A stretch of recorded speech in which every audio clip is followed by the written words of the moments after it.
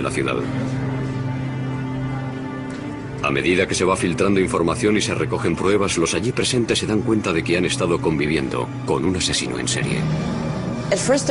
Al principio, nadie se lo podía creer, ni los agentes de policía, ni los vecinos del barrio que estaban allí. Los crímenes de Jeffrey Dahmer aterrorizaron y al mismo tiempo intrigaron al mundo entero. Enseguida se convirtió en uno de los asesinos más famosos de la historia.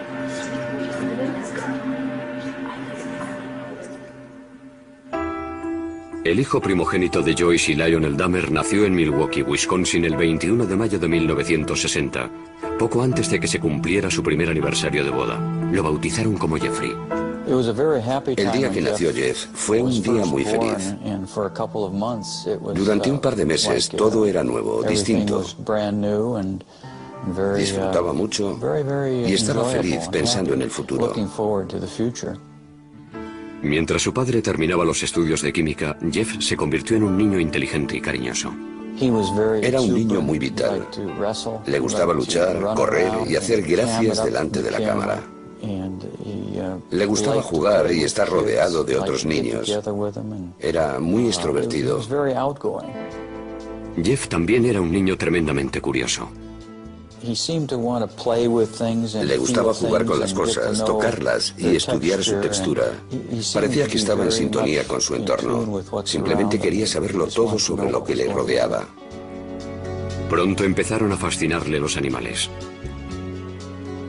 Una vez, cuando Jeff tenía 4 años, vio cómo su padre recogía los huesos de varios pequeños animales que habían muerto debajo de la casa. Los saqué y los eché en un cubo de metal para luego tirarlos todos juntos. Y al dar contra el fondo, hacían un ruido frío. Jeff cogió unos pocos y los echó también al cubo. Viéndolo así, parece que fue algo macabro, oscuro y siniestro. Pero he de admitir que no era más que curiosidad infantil. Lionel terminó los estudios tras doctorarse en química. Después la familia se trasladó a Ohio y se mudó 3 veces antes de echar raíces en una finca arbolada de más de 8.000 metros cuadrados en la localidad de Bath, a 1 hora en coche al sur de Cleveland. Entonces Lionel empezó a darse cuenta de que Jeff, que antes era tan sociable, se había convertido en un chico tímido y retraído. Parecía que no estaba a gusto con la gente. No se sentía cómodo. Para evitar que pensara en la mudanza, sus padres le regalaron un perro, Frisky, al que quería con locura. Con los conocidos, con el hijo de los vecinos y con su perro, estaba muy relajado. Pero en aquel entonces nos preocupaba que fuera tan tímido y que tuviera cierto complejo de inferioridad. El matrimonio pensó que su hijo necesitaba sentirse importante en la familia, así que le dejó elegir el nombre de su segundo hijo. Jeff le puso David. Lionel también le animaba a participar en actividades en las que se tuviera que relacionar con otros niños. Lo que intentábamos era aficionar a Jeff a distintas actividades, con la idea de que esa afición lo llevara a relacionarse con otras personas, a que interactuara de forma casi forzada. Los fines de semana, padre e hijo trabajaban en el huerto y criaban ovejas para competir con ellas en las ferias de una agrupación juvenil.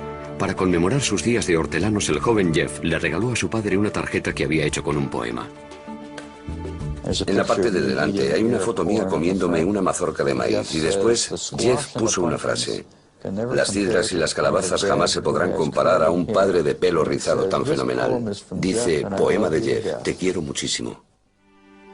Cuando Jeff tenía 10 años ingresaron a su madre porque tenía ansiedad. A partir de entonces el matrimonio de sus padres empezó a desmoronarse. Durante la adolescencia continuó sintiendo la misma fascinación hacia los pequeños animales, pero entonces empezó a interesarle cómo eran por dentro. Conozco una historia de la infancia de Dahmer. Fue a pescar con algunos amiguitos de Bath, Ohio. Todos los niños pescaron algo y cuando Jeffrey vio su pez, lo dejó en el embarcadero y lo abrió en canal. Y se quedó fascinado cuando vio lo que había dentro. Por otro lado, coleccionaba animales que encontraba muertos en la carretera. Cogía una bolsa de basura y se recorría las carreteras de campo de Ohio en busca de cadáveres. Jeff llevaba el animal que había encontrado al patio de su casa y allí, escondido entre los árboles, lo diseccionaba. Ahora estoy convencido de que aquello fue el principio de la espiral que lo llevó a hacer lo que hizo. Empezó en la pubertad, cuando tienes las hormonas a flor de piel. Se dedicaba a investigar cómo eran los animales por dentro, al mismo tiempo que se estaba desarrollando su sexualidad. Cuando era un adolescente, Jeff descubrió que solo le atraían sexualmente los hombres. Pero las fantasías en las que tenía relaciones con ellos se mezclaban con otras en las que los asesinaba y descuartizaba. Creo que tenía 14 o 15 años cuando empecé a pensar de forma obsesiva en la violencia mezclada con el sexo. Cada vez era peor. No sabía cómo contárselo a alguien, así que me lo guardé para mí. Una de sus fantasías consistía en tumbarse al lado de un hombre inconsciente. Un día, por primera vez, Jeff decidió convertir una de sus fantasías en realidad. Trazó un plan. Dejaría inconsciente a un vecino que salía a correr dándole con un bate y se tumbaría a su lado. Sin embargo, el día que salió a esperar a su víctima, el vecino no pasó por allí. Jamás volvió a intentarlo. Cuando Jeff estudiaba en el instituto, sus fantasías sexuales lo tenían traumatizado. Para olvidarlas, empezó a beber. Por la mañana, de camino a clase, paraba en casa de un amigo y se llenaba un vaso de algún licor. Recuerdo que me sentaba a su lado a primera hora. Creo que era la clase de historia. Y llevaba un vaso desechable lleno de whisky escocés. Me acuerdo que le pregunté, Jeff, ¿qué es eso? Echó la cabeza para atrás, se lo bebió de un trago y me dijo, un medicamento. Sin embargo, estaba claro que se estaba emborrachando a las 8 de la mañana. Mientras, en casa, el matrimonio de sus padres se desmoronaba. Cuando las discusiones subían de tono, se escondía entre los árboles del patio y les daba los troncos con algún palo. Salía de mi casa y me iba al bosque. Allí refunfuñaba y me lamentaba. No entendía por qué su relación era tan mala. Era un joven distante con pocas aficiones y ningún buen amigo, pero aún conservaba el sentido del humor. La mayoría de las veces se reía de sí mismo. Se ganó la reputación de payaso de la clase. En el instituto, cuando alguien se comportaba de forma rara o inesperada, decían que había hecho un Dahmer. De repente ibas por el pasillo y oías a alguien gritar, chillar y correr. Era Jeff Dahmer, que iba corriendo moviendo los brazos y gritando, simulacro de huracán, todos a cubierto.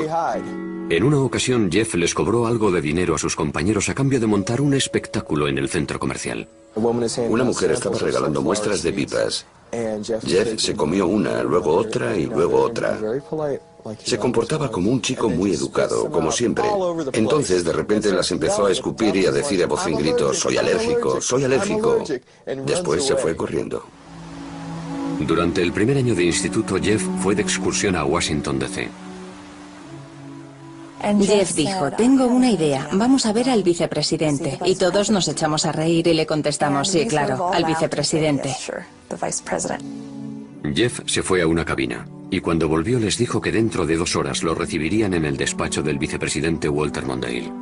Les explicó que éramos estudiantes de un instituto de Ohio y que estábamos haciendo un reportaje para nuestro periódico. Les dijo que íbamos a estar una semana en Washington y que si podíamos hablar con alguien del despacho del vicepresidente. Dahmer tenía mucha labia y consiguió que lo invitaran a él y a sus compañeros al edificio Eisenhower para conocer a Mondale. En clase, Jeff era considerado un estudiante modelo. Era muy educado con los adultos, vestía muy bien y trataba con mucho respeto a los profesores. También hacía los deberes.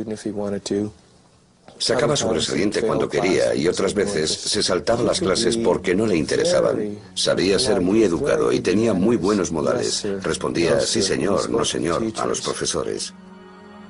Poco a poco perfeccionó su habilidad para engañar a los que tenían autoridad sobre él, pero con el tiempo a Jeff dejaron de interesarle las notas y el instituto. Nadie sabía qué se le pasaba por la cabeza, porque no se abría a nadie. No tenía buenos amigos. Y a medida que íbamos pasando de curso, iba dejando a un lado la vida social. En ese instituto cercano a Bath, Ohio, Jeffrey se convirtió en un alcohólico y un marginado. Era objeto de burla del resto de los alumnos. Creo que no conectaba con nadie, que no tenía ningún amigo de verdad. Si no tienes ningún amigo, acabas guardándote muchas cosas y desarrollando muchas fantasías. El siguiente paso es pensar que alguna de esas fantasías puede ser real. Y Jeff ya estaba listo para dar ese paso.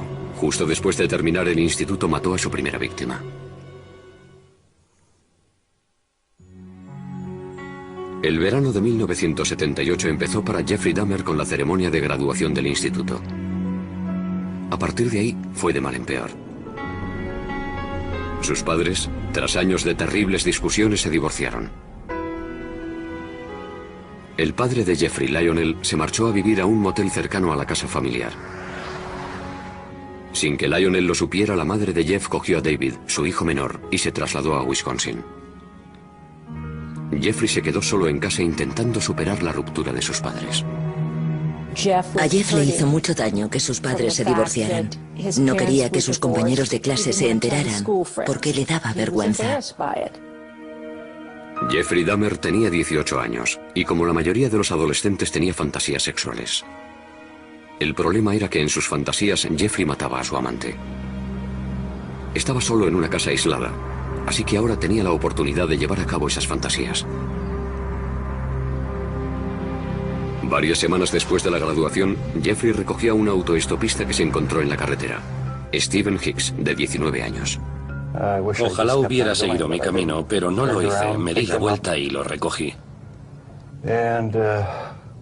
Y entonces, la pesadilla se convirtió en realidad. Jeffrey invitó a Hicks a su casa. Bebieron cerveza y pasaron un par de horas juntos. Después, Hicks le dijo que tenía que irse, pero Jeffrey no quería estar solo. No quería que se marchara, así que cogió lo que encontró más a mano, una barra de pesas, le dio en la cabeza y lo mató. Dahmer estranguló a Hicks con la barra. A continuación, con la lucidez suficiente para darse cuenta de que había cometido un asesinato, se puso a ocultar las pruebas. Descuartizó el cuerpo de Hicks con un cuchillo. Había practicado muchas veces con los animales atropellados que recogía. Metió los trozos en bolsas de basura y en mitad de la noche las cargó en el coche para llevarlas al basurero.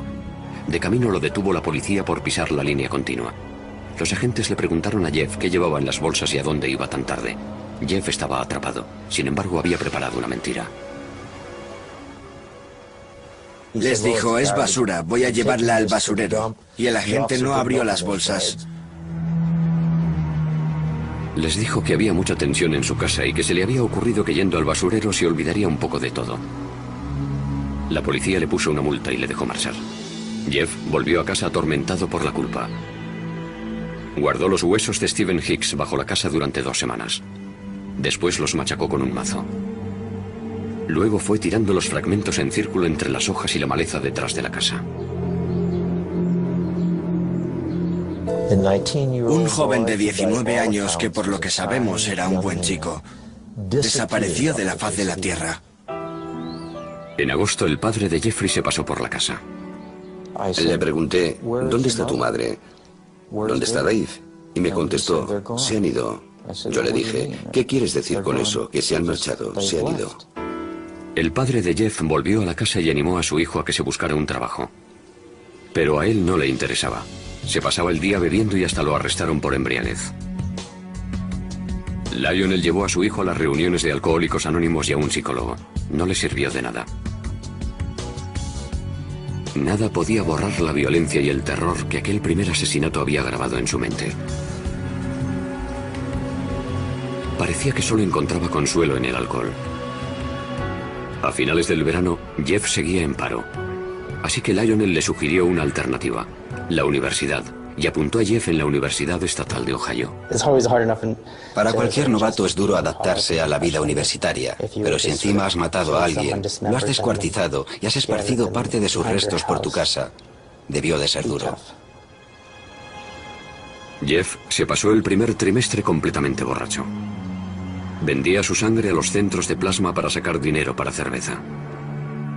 Como era de esperar, Dahmer suspendió todo y volvió a casa. Le dije, Jeff, se te están cerrando muchas puertas.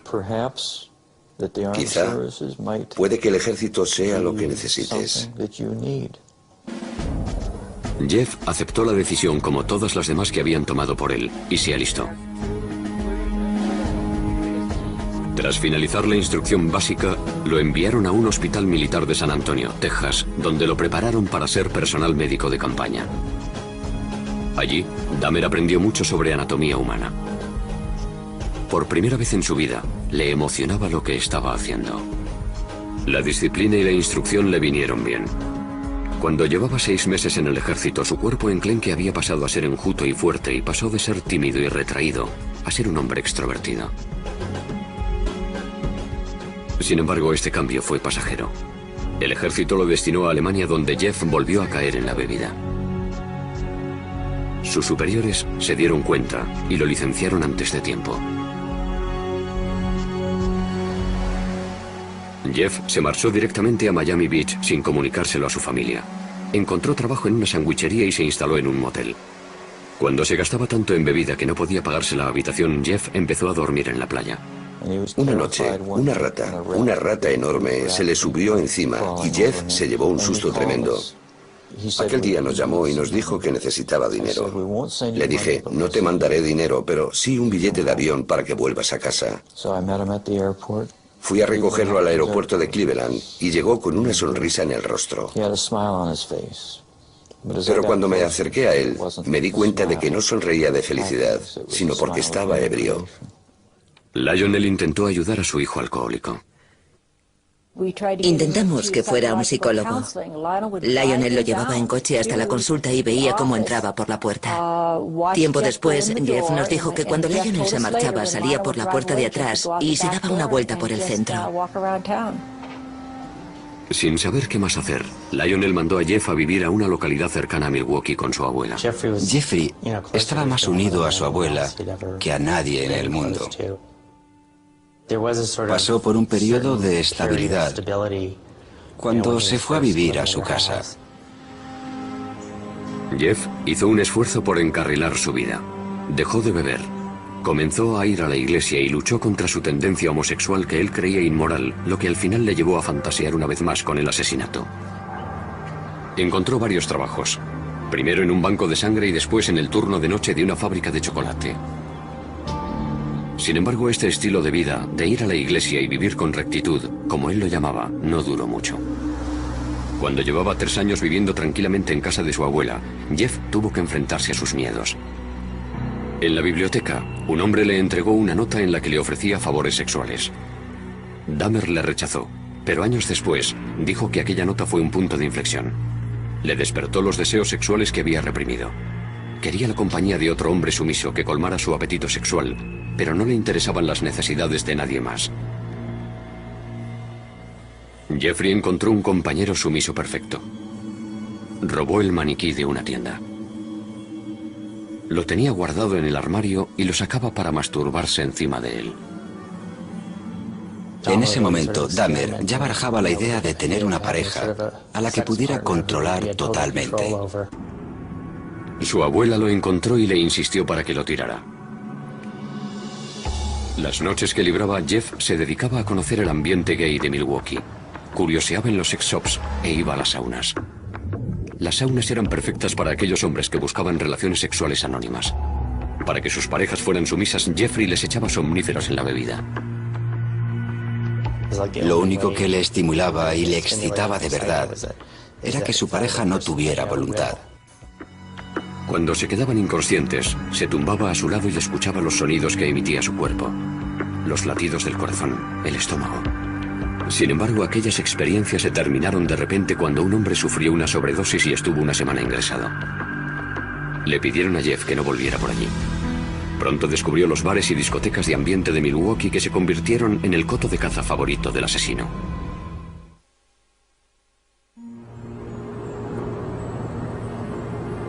A los 20 y tantos años, Jeff estaba afincado en Milwaukee.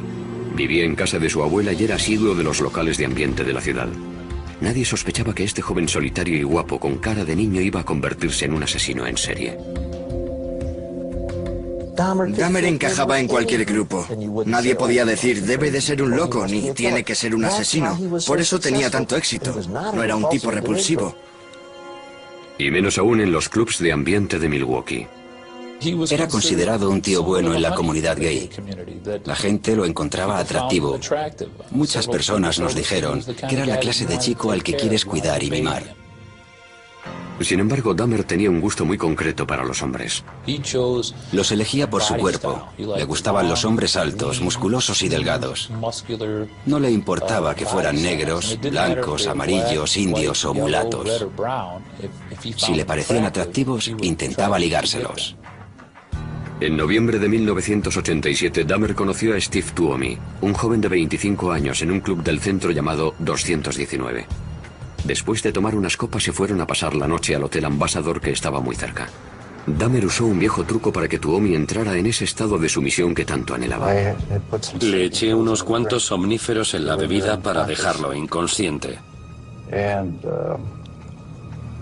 Solo quería pasar la noche con él. Cuando me desperté por la mañana, tenía los antebrazos llenos de cardenales y él tenía el pecho morado y le salía sangre de la boca. Estaba colgando por un lado de la cama. No recuerdo haberlo matado a golpes, pero debí de hacerlo. Dahmer no se asustó. Salió y se compró la maleta más grande que encontró. Volvió al hotel, metió el cuerpo de Tuomi en la maleta y llamó a un taxi.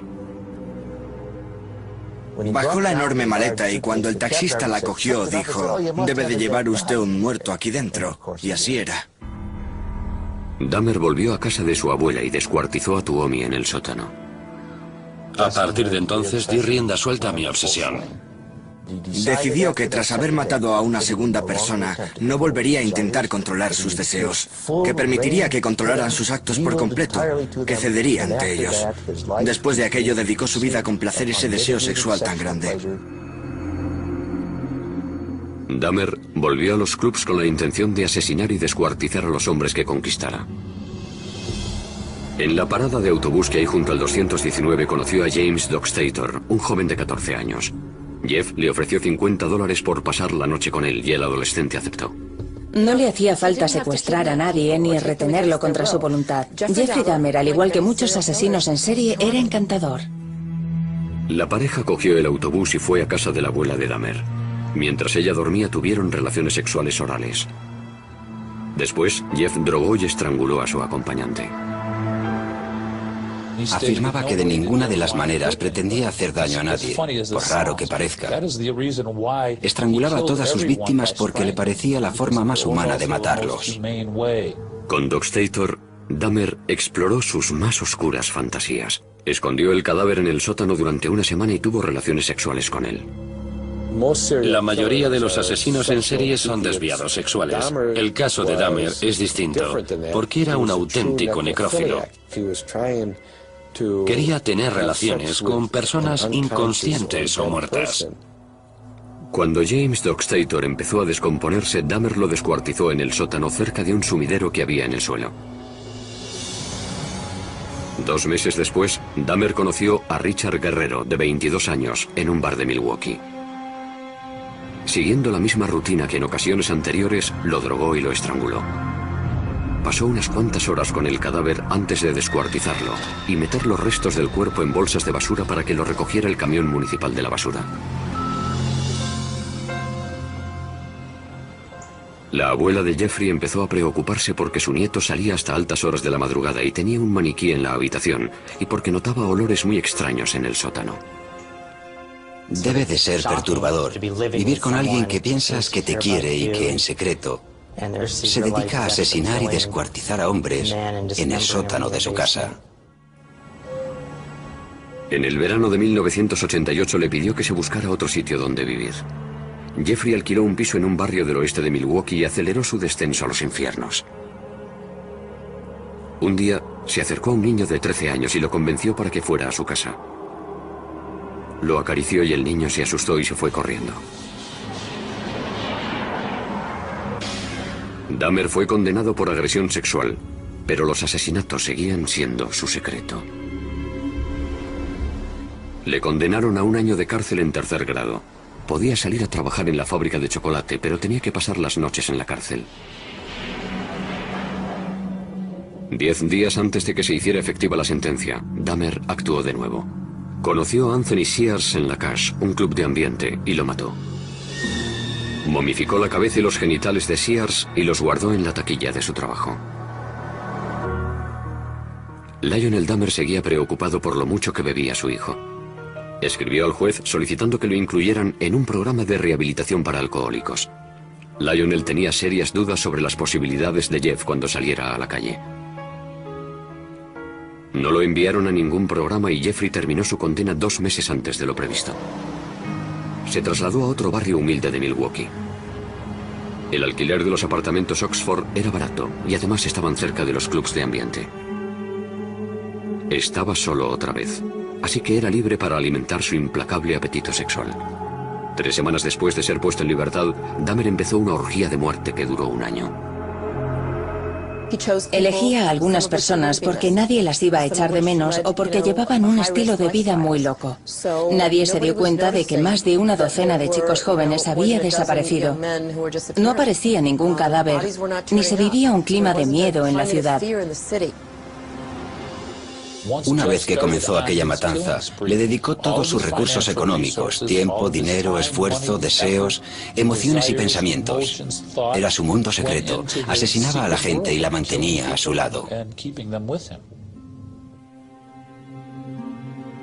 Durante aquella orgía de muerte, Jeff mató a 13 hombres, aunque uno de ellos estuvo a punto de escapar.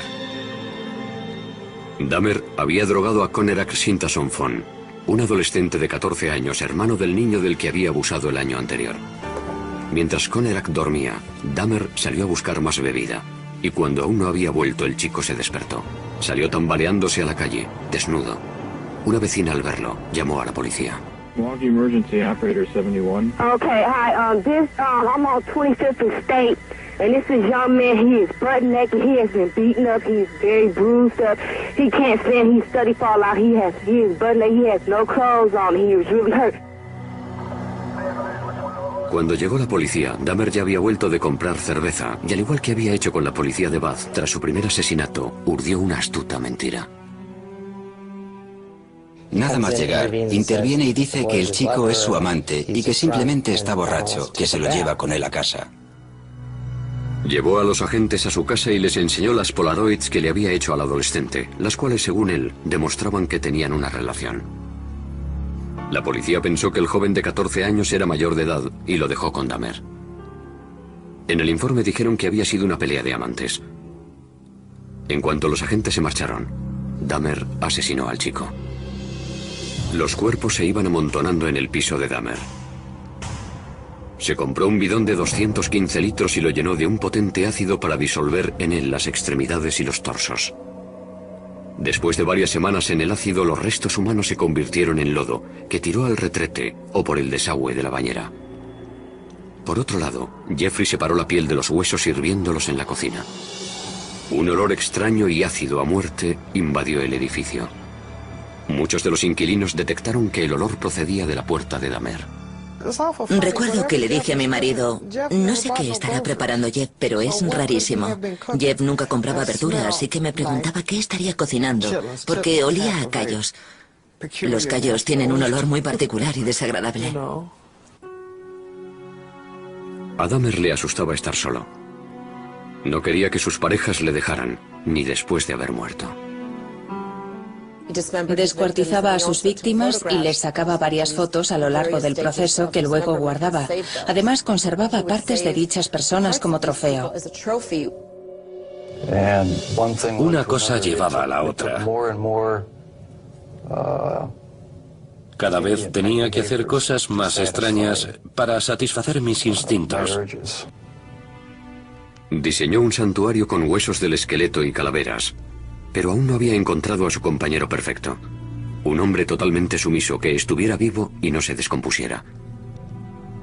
A algunas de sus víctimas, cuando aún estaban vivas, les hizo un pequeño agujero en el cráneo con un taladro y les inyectó ácido en el cerebro. Quería que siguieran con él, pero que apenas tuvieran control sobre su cuerpo y que no pudieran hablar. Según Dahmer, ninguno de estos zombies experimentales sobrevivió más de un día. Puede que en un último intento por mantener a esos hombres a su lado, empezara a comérselos. De este modo, sentía que eran una parte permanente de mí. Además, tenía curiosidad por saber cómo sería. Sentía que iban a convertirse en parte de mí. Comérmelos me producía placer sexual. A lo largo de ese año en el que cometió tantos asesinatos despiadados, Dahmer seguía comportándose con aparente normalidad. En este vídeo que se grabó en Acción de Gracias en casa de su abuela, Dahmer habla tranquilamente con su padre. Well, you're looking good. Grandma was saying that she thought that you got quite a bit thinner, but you look fit. I don't know. Well, I've been surviving mostly on McDonald's food. It's just so much easier just to pop into the restaurant. But yeah, like I've said before, it gets too expensive, and it does. I have to start eating at home more. Es increíble que pudiera sentarse allí y actuara como si no hubiera hecho nada, con la chaqueta puesta y hablando con entusiasmo de su trabajo. Muy inteligente. Es impresionante lo que un ser humano puede ocultarle a otro ser humano. A pesar de que a los que le rodeaban les parecía un hombre normal, pronto saldría a la luz la vida secreta de Jeffrey Dahmer.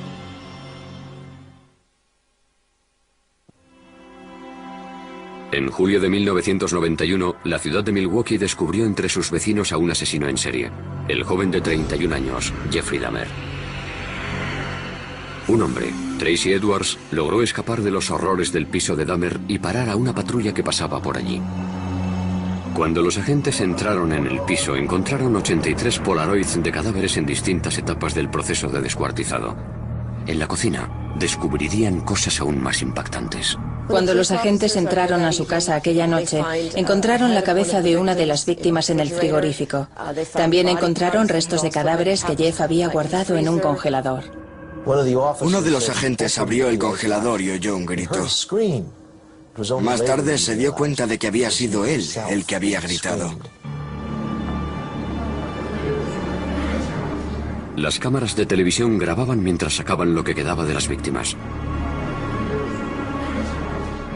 Un bidón de 215 litros que contenía los torsos de 3 hombres.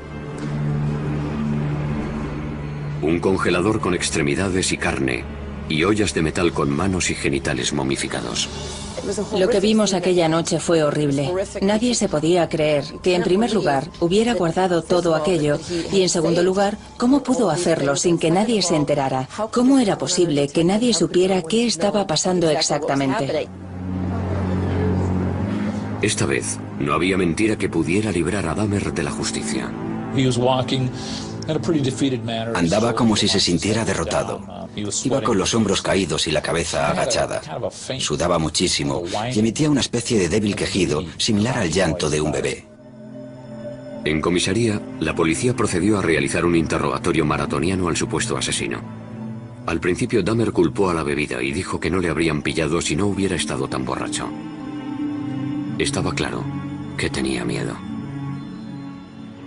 Tenía ojos de terror y la histeria se iba percibiendo en su rostro a medida que se le iban pasando los efectos del alcohol. Se dio cuenta de que había caído el telón. Lo habían cogido. Cuando Dahmer recuperó la sobriedad, empezó a dar horripilantes detalles que nadie se esperaba oír. Dijo lo siguiente: cuando le cuente lo que le voy a contar se va a hacer famoso. Le intenté explicar: mira, Jeff, nada de lo que me digas me va a asustar. Y se rió al oírme. Me contestó: no tienes ni idea de lo que he hecho. Dahmer pasó las siguientes 6 semanas contándoles a los inspectores cómo había asesinado a 17 hombres. La confesión tenía 159 páginas. Para Dahmer fue una experiencia catártica. Por fin pudo sacarse de dentro lo que llevaba escondiendo 13 años. Partiendo de la información de la confesión, los investigadores regresaron a Bath, la ciudad de Ohio donde Dahmer había pasado su infancia. Allí recogieron con un rastrillo los huesos machacados de Stephen Hicks, la primera víctima de Dahmer. El forense del condado de Milwaukee comenzó a unir las cabezas a los cuerpos. Y la policía, la penosa tarea de dar la noticia a las familias. Dahmer se declaró culpable, pero adujo locura. Lo único que tuvo que decidir el jurado fue si estaba cuerdo o no. Era evidente que la defensa iba a alegar locura. ¿Qué iban a alegar si no? ¿Defensa propia? ¿Que no sabían cómo habían llegado los cuerpos hasta su casa? En Wisconsin no se aplica la pena de muerte, así que si el jurado decidía que estaba cuerdo, pasaría el resto de su vida en la cárcel. Si decidía que estaba loco, lo encerrarían en una institución para enfermos mentales. Ni siquiera el propio Dahmer comprendía por qué disfrutaba tanto matando. Jeffrey pensaba que era tan malo que era el propio demonio. Sabía que le sucedía algo malo, aunque no sabía qué. Sin embargo, nunca se había definido como un loco. El hombre que entró en la sala de aquel juzgado de Milwaukee en enero de 1992 parecía completamente normal. Hasta que el inspector Dennis Murphy leyó su confesión. He related this was a person he really liked. He indicated that he had filleted his heart and kept it in the freezer, and he also kept his bicep. He indicated that he had eaten the thigh muscle of this subject, but it was so tough he could hardly chew it. He then purchased a meat tenderizer and used it on the bicep. El padre de Dahmer, Lionel, estaba sentado en la sala al lado de su segunda esposa, Shari, sin poder dar crédito a lo que estaba oyendo. Nadie nos preparó para el golpe, ni nos advirtió de los detalles que íbamos a escuchar. ¿Cómo era posible?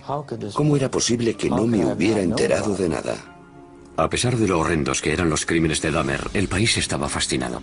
Fue increíble la fascinación que despertó. Recuerdo que un sábado me quedé impresionada porque allí al lado se celebraba también la feria del automóvil y había familias enteras que cogían la bolsa que les daban en la feria y hacían cola para pasar por los detectores de metal. Querían entrar a ver al asesino en serie. La naturaleza de los delitos que había cometido Dahmer parecía una prueba irrefutable de su locura. Como si no se podía explicar que un hombre tuviera relaciones sexuales con cadáveres, que los descuartizara y se los comiera, y todo para obtener placer sexual. Sin embargo, la definición legal de locura es muy estricta. Los abogados de Dahmer tenían que demostrar dos cosas: que padecía una enfermedad mental y que dicha enfermedad le impedía diferenciar el bien del mal. La necrofilia, una obsesión que te obliga a tener relaciones con cadáveres, se considera una disfunción sexual. Pero no quiere decir que el sujeto que la padece esté legalmente loco. Adujo que el impulso necrofílico era tan grande que no podía controlarlo. Pero en Estados Unidos eso no se considera un eximente, del mismo modo que no lo es el impulso pedófilo que lleva a un hombre a abusar de los niños. El jurado votó, 10 contra 2, que Jeffrey Dahmer estaba legalmente cuerdo. Algunos parientes de las víctimas de Dahmer asistían al juicio en silencio. Otros lloraban. Antes de dictar sentencia, el juez les permitió hablar ante el tribunal.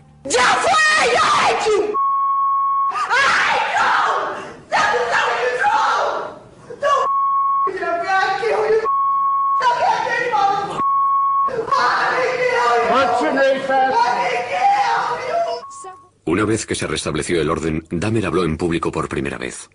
I feel so bad for what I did to those poor families, and I understand their rightful hate. I have seen their tears, and if I could give my life right now to bring their loved ones back, I would do it.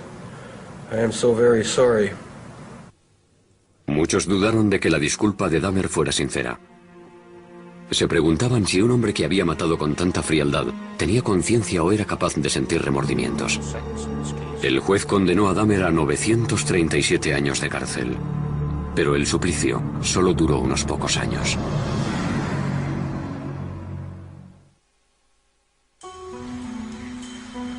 El penal Columbia, situado en Portage, Wisconsin, se convirtió en el nuevo hogar de Jeffrey Dahmer. Su piso de los apartamentos Oxford seguía vacío como doloroso recuerdo de los que habían perdido allí la vida. En noviembre de 1992 los demolieron. Dahmer tenía 32 años y dedicaba sus días de recluso a meditar en la celda. Intentaba superar los remordimientos que le producía tener instintos asesinos y buscaba el perdón divino. De niño iba a la iglesia, y también de adulto, junto a su abuela, pero durante la orgía de muerte se olvidó de la religión. Dahmer achacó su naturaleza de asesino a sus creencias ateas. y a la teoría de la evolución. Dijo, si todo es obra de la naturaleza, ¿para qué sirve Dios? ¿Puedo establecer mis propias reglas? ¿Quién es mi Señor? Yo soy mi propio dueño. Sin embargo, Jeffrey vivía en una contradicción porque siempre creyó que la culpa de todo era del diablo, que se había apoderado de su alma. El asesino en serie se planteó entonces qué le pasaría cuando muriera y decidió que quería ser bautizado. En abril de 1994, el sacerdote de la prisión llamó a Roy Radcliffe, ministro evangelista, para que hablara con el recluso. Era una persona muy simpática. Yo siempre tuve la impresión de que estaba hablando con un niño pequeño que tenía el cuerpo de un adulto. Se interesaba y se emocionaba mucho con las típicas cosas que le gustan a los niños. Un mes después, en el centro médico de la prisión, Dahmer fue bautizado en una bañera de hidromasaje. Por el camino pasó al lado de otros reclusos que iban con fregonas, escobas y otros artículos de limpieza. Levantaron la vista y al único que reconocieron fue a Jeff, así que le dijeron como si fueran grandes amigos: «Hola, JD, ¿cómo te va?». Y él contestó: «Me van a bautizar, estoy muy contento». Parecía que Dahmer se estaba transformando en la cárcel. Me preguntaba cosas, me decía, oye, ¿qué tal esto? ¿Qué tal lo otro? Se interesaba y se preocupaba por nosotros. Intentaba ser normal. Se estaba rehumanizando. Sin embargo, Dahmer seguía teniendo oscuras y obsesivas fantasías. En la cárcel admitió que ese instinto seguía dentro de él. Aún sentía el impulso de matar, aún deseaba matar, incluso dentro de la prisión. Seguramente tendré que convivir con él el resto de mi vida. Ojalá se me pasara. Ojalá hubiera una manera de librarme para siempre de estos pensamientos y estas sensaciones. Teresa Smith fue a visitar a Dahmer a la cárcel. Había matado a su hermano Eddie. Lo primero que hizo cuando llegó fue pedirme disculpas por haber matado a mi hermano. Le pregunté, ¿por qué a mi hermano? Me dijo que había visto cómo bailaba Eddie y le había gustado físicamente. Me dijo, me sentía atraído por él. Me contó que lo había estrangulado. Después intentó buscar un método nuevo para conservar el cráneo y el cuerpo. Pero el experimento no funcionó. Así que tuvo que destruirlo. Durante toda su vida adulta, Dahmer había sido un depredador, pero en la cárcel se convirtió en la presa. Ahora el famoso asesino en serie era el objetivo de los otros reclusos. En agosto de 1994 lo atacaron en la capilla de la cárcel con un rudimentario cuchillo. Esa vez sobrevivió. Pero el 28 de noviembre de 1994, Christopher Schaefer, que se apodaba a sí mismo Cristo, golpeó a Dahmer con una barra de metal que cogió del gimnasio de la prisión. Murió de camino al hospital. Yo creo que a nadie le sorprendió que lo asesinaran en la cárcel. Creo que estaba claro que sería el blanco de sus compañeros en cuanto entrara en la cárcel. Una de sus últimas voluntades era que lo incineraran y que entregaran la mitad de sus cenizas a su padre y la otra mitad a su madre. En su testamento escribió: no quiero una placa, ni quiero una tumba, ni un funeral. No quiero nada. Decía, quiero desaparecer. En 1996, el ayuntamiento de Milwaukee recaudó casi $500,000 para comprar la siniestra colección de fotografías y herramientas de Dahmer. Temían que aquellos artículos se usaran para crear un museo sobre el asesino, así que lo quemaron todo.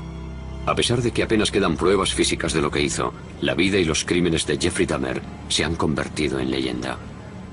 De alguna forma, Dahmer ha pasado a formar parte de la cultura popular. Se le compara con nombres como Jack el Destripador. Creo que la gente siempre lo tendrá en mente. Siempre lo tendrá, por así decirlo, en el panteón de los asesinos más terroríficos. En 2002, el director David Jacobson estrenó Dahmer, el carnicero de Milwaukee, una película basada en la vida de Jeffrey. Jacobson pretendía mostrar al espectador el lado más normal del asesino.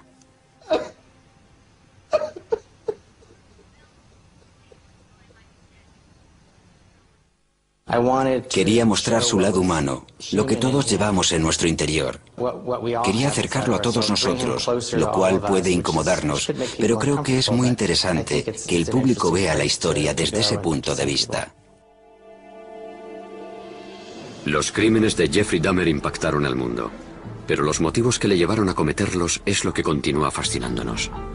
Es un misterio entre los misterios. Un misterio que nunca se resolverá. Aunque siguiera vivo, no creo que fuera posible averiguar qué sentía. Solo tendríamos hipótesis. Eso es lo que le parece más inquietante a la opinión pública. Queremos saber quiénes son estas personas. Nos gustaría ser capaces de identificarlos, de reconocerlos cuando vayan por la calle, pero no sabemos quiénes son. Eso es lo que aprendimos de Jeffrey Dahmer, que nunca se sabe.